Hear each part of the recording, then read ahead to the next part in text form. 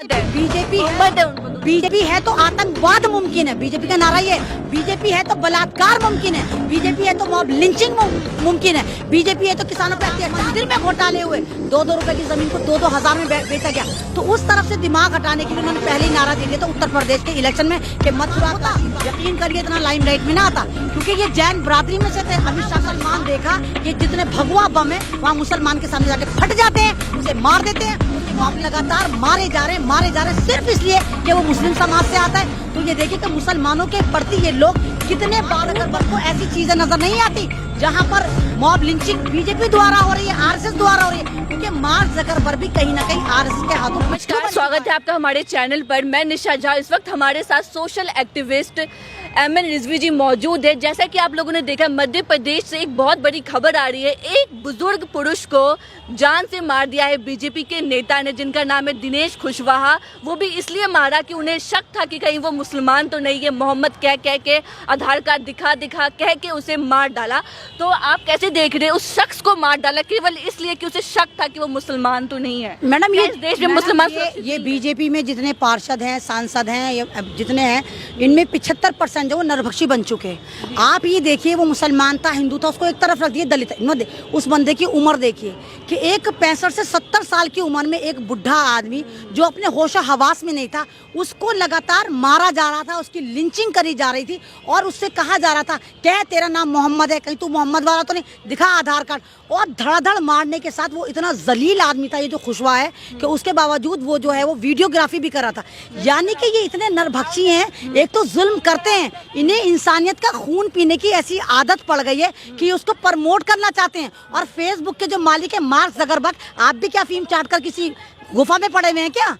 आपको नजर नहीं आता? मेरा पेज तो आपने फौरन उड़ा दिया, बिला मकसद उड़ा दिया 2.5 लाख फॉलोवर में, क्योंकि मैं मुस्लिम समाज से आती थी। लेकिन मार्क ज़करबर्ग को ऐसी चीजें नजर नहीं आती जहां पर मॉब लिंचिंग बीजेपी द्वारा हो रही है, आरएसएस द्वारा हो रही है, क्योंकि मार्क ज़करबर्ग भी कहीं ना कहीं आरएसएस के हाथों पिट्ठू बन चुका है। बिल्कुल पिट्ठू। आप देखिए 3-4 साल पहले फेसबुक में हमें बोलने की आज़ादी थी, लिखने की आज़ादी थी। अब हम सच भी लिखते हैं तो हमारा पेज उड़ा दिया जाता है, हमारा अकाउंट सील कर दिया जाता है। मेरा अपना अकाउंट 90 दिन के लिए इस वक्त बंद पड़ा हुआ है। तो ये ड्रामेबाजी है। आप ये देखिए जो वो मॉब लिंचिंग करी गई है, ये समाज के ऊपर थप्पड़ नहीं है। आप बताइए, यहाँ पर अगर आप कोई बुजुर्ग नजर आ रहा है, आप हिम्मत करेंगे उसको मारने की? एक बुजुर्ग को आप लगातार मारे जा रहे हैं सिर्फ इसलिए कि वो मुस्लिम समाज से आता है। तो ये देखिए कि मुसलमानों के प्रति ये लोग कितने बारूद बन चुके हैं कि जहां मुसलमान देखा, ये जितने भगवा बम है वहां मुसलमान के सामने जाके फट जाते हैं, उसे मार देते हैं, उसके मॉब लिंचिंग कर देते हैं, फिर वीडियोग्राफी करते हैं।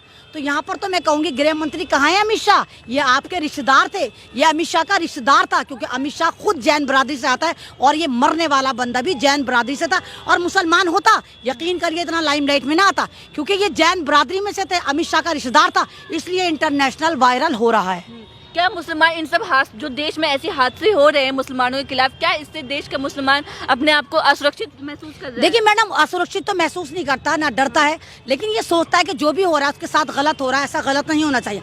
और कहीं ना कहीं फिर मुसलमान अपना आप को ही कटहरे में खड़ा करता है कि शायद हमारी जो आस्था है वो अल्लाह ताला के प्रति थोड़ी कम हो गई, इसीलिए जालिमों को, इसीलिए नरबख्शी को हमारे ऊपर उठा दिया। हमारा मानना है अगर हमारी अल्लाह के प्रति आस्था कम होती है तो हमारे ऊपर जालिम हुक्मरान मुसल्लत कर दिए जाते, चाहे वो मोदी हो, चाहे वो योगी हो, चाहे जितने भी भगवा आतंकवादी हो। ये कहीं ना कहीं हमारी कमी, क्योंकि जो हमारा मजहब हमें एक तालीम देता है सीधे रास्ते पे चलने के, सच्चे रास्ते, हम उससे भटक गए। अब आप ये देखिए जो बुजुर्ग की हत्या हुई है, जिनको मॉब लिंचिंग करके मारा गया है, आपको पता है ये पूजा कर आ रहे थे, ये पूजा करने गए थे और अपनी फैमिली से भटक गए थे। उनकी फैमिली को लगा शायद बस में बैठ के चले गए होंगे, वहां नहीं पहुंचे, फिर उनके घर के ही पास थाने से आधे किलोमीटर दूर उनकी लाश को डाल दिया जाता है।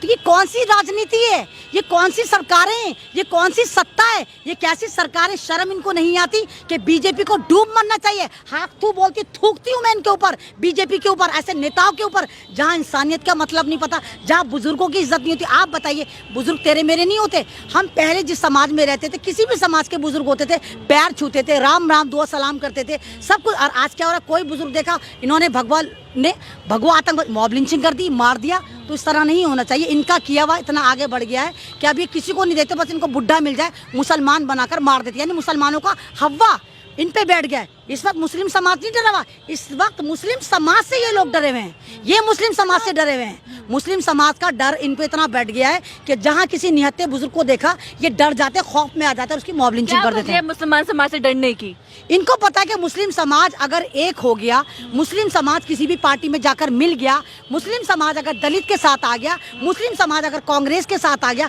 या मुस्लिम समाज किसी भी पार्टी के साथ आ गया, तो वो पार्टी हमेशा हुकूमत में रहेगी। इसलिए इन्होंने आग लगा रखी कि मुसलमान को अलग, दलित को अलग, किसान को अलग, जवान को अलग, महिला के सम्मान को अलग। तो यही चल रहा है भारत में। सन 2024 तक ये यही ड्रामा करते रहेंगे। कोर्ट में भी ज्ञानवापी मस्जिद को लेके याचिका दायर करेंगे, जो बाबा विश्वनाथ कॉरिडोर के महंत है, पंडित है, कि वहाँ पे हमें शिवलिंग की पूजा करने की इजाजत दी जाए। इसे आप कैसे देखते हैं? ये सारे के सारे इन लोगों को पॉपुलर होने का एक बहाना चाहिए।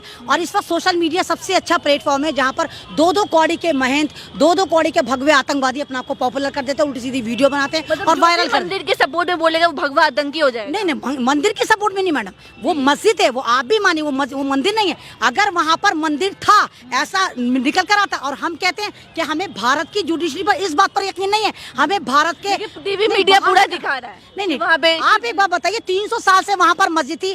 सन 2002 में बीजेपी की सरकार आई, तोड़ के सन 2002 में भाजपा की सरकार आई, सन 2014 से भाजपा की सरकार है। इन्हें अभी क्यों पता चला कि वहाँ पर मंदिर था?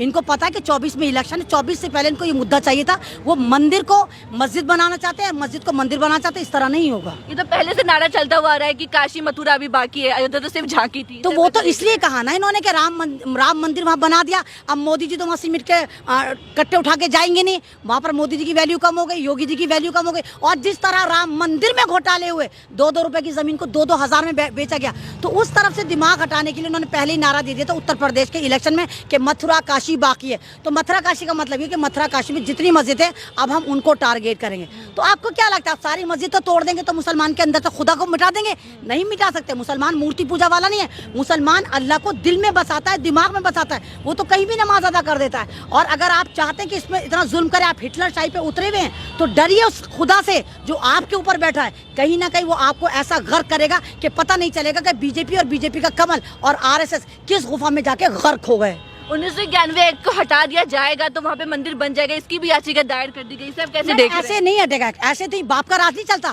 कि जब मर्जी एक्ट बना दो, जब मर्जी एक्ट हटा दो। ये तो 370 नहीं हटा पाए। बीजेपी है तो मुमकिन है, दोनों संसदों में उनको बहुमत है। बीजेपी है तो आतंकवाद मुमकिन है, बीजेपी का नारा ये है। बीजेपी है तो बलात्कार मुमकिन है, बीजेपी है तो मॉब लिंचिंग मुमकिन है, बीजेपी है तो किसानों पर अत्याचार मुमकिन है, और बीजेपी है तो भारत की बर्बादी मुमकिन है। सिर्फ यही है वजह। क्या इतनी नफरत क्यों है बीजेपी से? आप लोग बीजेपी से आपको नहीं होता? बीजेपी से आपको नहीं नफरत होती? आपको नहीं मारा था? पत्रकार नहीं मरे थे? आपको नहीं मालूम आपके साथ क्या करा था उत्तर प्रदेश में? तो आपको नहीं, आप नहीं अनसिक्योर फील करती? आप महिला, आपको डर नहीं लगता? आपको नहीं पता किस तरह जंतर मंतर पे पत्रकारों को दौड़ा के मारा जाता है?